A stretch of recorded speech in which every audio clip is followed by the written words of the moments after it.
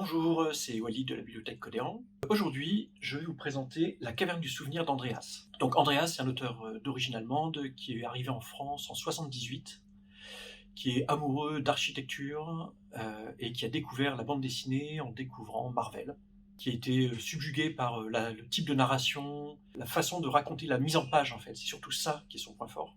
Et il reçoit une commande de l'éditeur et il réalise cette bande dessinée, qui n'est pas de ses préférées d'après ses dires, mais qui a vraiment une couleur particulière. Donc on suit l'histoire d'un acteur de théâtre qui n'est pas super sympa et qui a malheureusement fait un meurtre. Ce meurtre fait, il part, il s'enfuit, et l'histoire commence à ce moment-là, où il arrive en Bretagne, dans un coin complètement perdu, où il essaie de se cacher.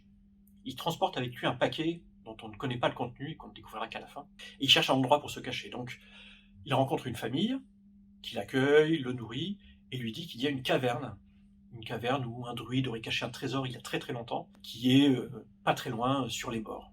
Donc le lendemain, il prend une barque, il y va, sauf que dès qu'il arrive dans la caverne, l'entrée de celle-ci s'effondre et il se retrouve coincé à l'intérieur.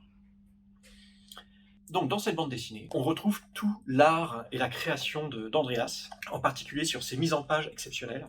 Donc typiquement, voilà, des espèces de zones comme ça où il change complètement les règles de la découpe d'images.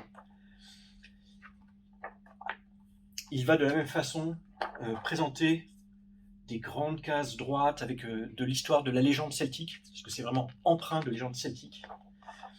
Donc on va retrouver la légende en particulier de Balder, qui a un rôle particulier dans cette histoire. Mais je ne vais pas vous en dire plus, je vous laisse découvrir cette bande dessinée merveilleuse.